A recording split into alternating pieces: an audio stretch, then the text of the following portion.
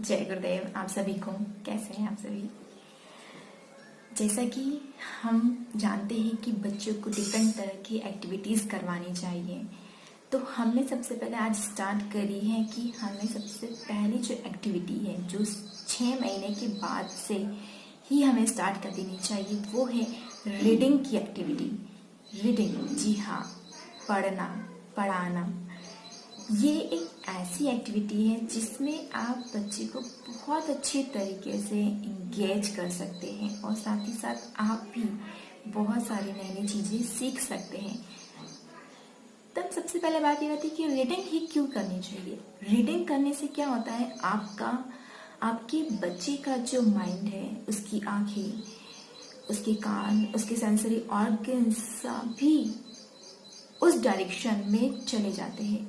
वो उस चीज़ को सुनने लगता है, उस चीज़ को महसूस करने लगता है, उस चीज़ को समझने लगता है जो भी चीज़ों से पढ़ाई जा रही है। अब इससे होता क्या है, ये सारी चीज़ें जो एक साथ बच्चा करने की कोशिश करता है तो धीरे धीरे वो इस चीज़ में इंटरेस्ट पैदा करता है उसके अंदर, जो बच्चे के लिए बहुत ज़्यादा ज़रूरी है। और साथ ही साथ उसका जो ओवरऑल डेवलपमेंट है वो स्टार्ट हो जाता है। अब हम सोचते हैं कि उन्हें किस तरीके की बुक पढ़ानी चाहिए, तो बुक आप कोई भी किसी भी तरह की बुक ले सकते हैं जो भी आपके पास अवेलेबल है। स्पेशली बच्चों के लिए कहते हैं कि जो हार्ड कवर शेप की जो बुक होती है वो हमें रीड करना चाहिए, क्योंकि अगर वो उसे पकड़े, उसे खींचे तो वो फटे ना। और अगर आपके पास वो चीज़ नहीं है तो कोई बात नहीं, ऐसा नहीं है कि हमारे पास नहीं है तो हम नहीं कराएं, नहीं, आपको ये नहीं करना है। आपके पास जो भी चीज़ें अवेलेबल है, जो भी बुक्स आपके पास अवेलेबल है, आप उसको भी लेके 5 से 10 मिनट आप उसके साथ बैठिए उस बुक को लेकर, और उस बुक को आप रीड करें। अब बात आती है कि हम उसके साथ इसे किस तरीके से करें, मतलब ये एक टेक्निक है, क्योंकि बच्चों के साथ बच्चों की तरह इन्वॉल्व होना ये इतना इजी नहीं है। ये हमें हम पहले से सीखे नहीं होते, ये हमें सीखना पड़ता है।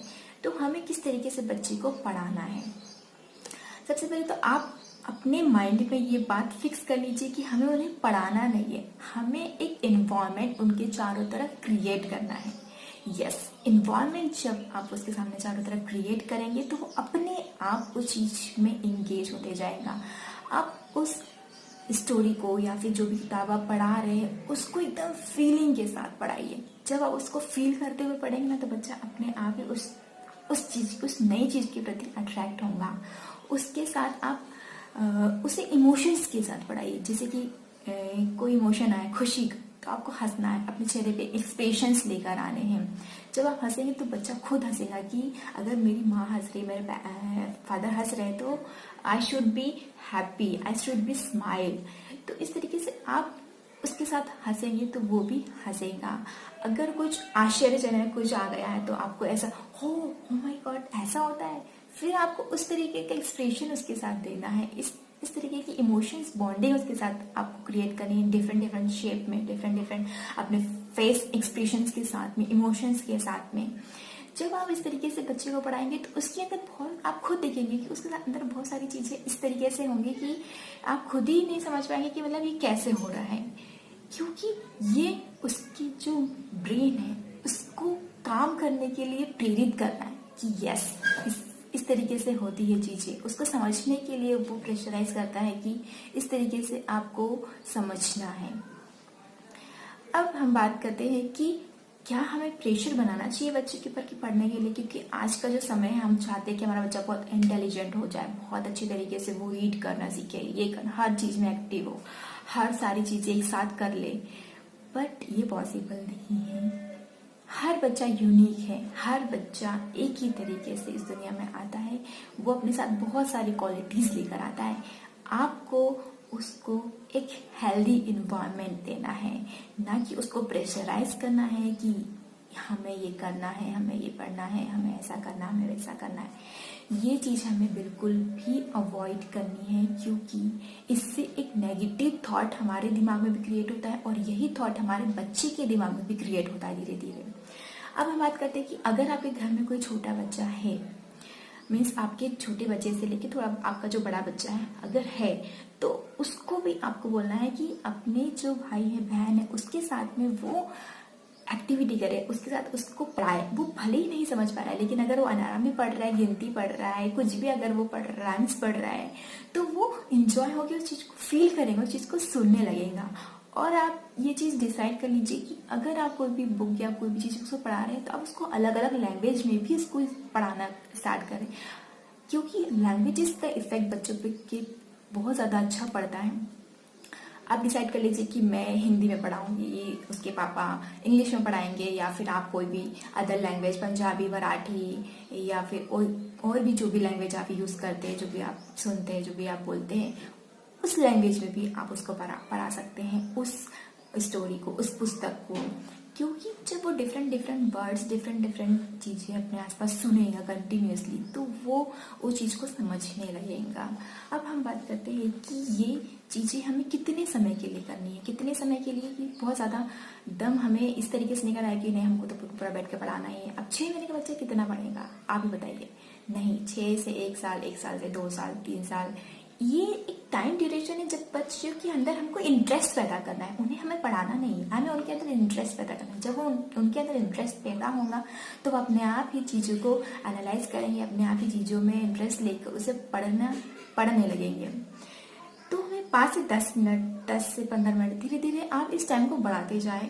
आप खुद देखेंगे कि बच्चा खुद ही बहुत अच्छी तरीके से उसको एंजॉय कर रहा है। वो खुद, अभी मेरी बेटी 3 साल की है, तो वो खुद मुझे बोलती है, मम्मा 1 2 3 4 5, आज मुझे 5 स्टोरी सुनाना।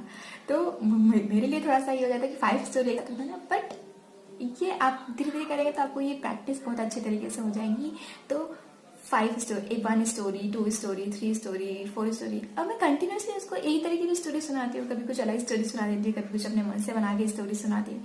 तो ये स्टोरीज की जो प्रोसेस है ना, वो बहुत ब्यूटीफुल होती है, वो बच्चा उसको बहुत अच्छे से एंजॉय करता है। जैसे आपने कल वीडियो देखा भूमिका का, वो चीज़ को फील करते हुए सुना रही है, उसको फील कर रही है, फिर बता रही है ऐसा ऐसा। तो ये चीज़ बिल्डअप होने में थोड़ा थोड़ा समय लगेगा, पर डेफिनेटली ये ज़रूर बिल्ड होगा और आपके बच्चे पे इसका बहुत ही अच्छा पॉजिटिव इफेक्ट पड़ेगा। आप ये बिल्कुल भी मत सोचिए कि हमारा बच्चा इंटेलिजेंट हमें बनाना है। वो इंटेलिजेंट है, आपको बनाना नहीं, आपको केवल उसको एक सही डायरेक्शन देना है। That's it. हम सोचते हैं कि हम ज़्यादा ज्ञानी हैं, बट ऐसा नहीं है। हमारे बच्चे ज़्यादा हमसे सोचने, समझने और करने की प्रोसेस में हमसे बहुत ज़्यादा आगे हैं। बस हमें उन्हें एक गाइडेंस देना है, इस तरीके का इन्वायरमेंट उसके चारों तरफ क्रिएट करना है। यस, मैं कह रही हूँ, मैं बार बार इस चीज़ को रिपीट कर रही हूँ कि हमें इन्वायरमेंट क्रिएट करना है, ना कि हमें उन्हें किसी चीज़ के लिए ऑर्डर देना है। जब आप इन्वायरमेंट क्रिएट करेंगे, तो वो अपने आप चीज़ों को एनालाइज करेंगे, अपने आप उसके अंदर इंटरेस्ट पैदा होगा। अब हम बात करते हैं कि इसका हमें मेंटली और फिजिकली और इमोशनली हमको कैसे इफेक्ट करेगा। आप देखेंगे, जब आप बुक पढ़ते हैं तो आपको बहुत अच्छी एनर्जी फील होती है। जब एनर्जी अच्छी फील होगी, तो अपने आप ही जो बेबी के जो हार्मोन्स है वो पॉजिटिव डायरेक्शन में सिक्रिएट होंगे, और उसके अंदर जो बॉडी, उसकी मेंटल उसकी ग्रोथ हो रही है, फिजिकली जो ग्रोथ हो रही है, वो बहुत अच्छे वे में होगी। इसका सीधा इम्पैक्ट उसके ऊपर पड़ेगा। तो इसीलिए आपको बहुत अच्छे से, बहुत प्यार से, बहुत आराम से आपको ये चीज़ें फॉलो करनी है। और प्लीज़ आप ये चीज़ ज़रूर करें। आप बिल्कुल ये मत सोचिए कि मेरे पास टाइम नहीं है, मैं कैसे करूँगी, मेरा कोई नहीं सुनता है, मैं अकेली क्या क्या करूँ। नहीं, आपको ये सारी चीज़ें अपने दिमाग में नहीं लानी है। आप प्लीज़ अपने बच्चों के साथ टाइम स्पेंड करें। और सबसे बड़ी बात ये है कि हम सोचते हैं कि बच्चा इस चीज़ को कैसे समझेगा, सुनेगा, क्या वो चीज़ को महसूस कर पा रहा है, क्या वो समझ पा रहा है। जी हाँ, वो सब कुछ समझ पा रहा है, वो सब कुछ महसूस कर पा रहा है। बस हम सोचते हैं कि अभी टाइम नहीं है पढ़ाने का, या फिर जो भी कुछ है, लेकिन वो सब कुछ समझता है, सुनता है और उसको महसूस करता है। तो प्लीज़ आप इस वे को बहुत अच्छे से ले, बहुत अच्छे से आप उसका रीडिंग करें, उसको एकदम एक क्वालिटी टाइम उसके साथ स्पेंड करें। जय गुरुदेव।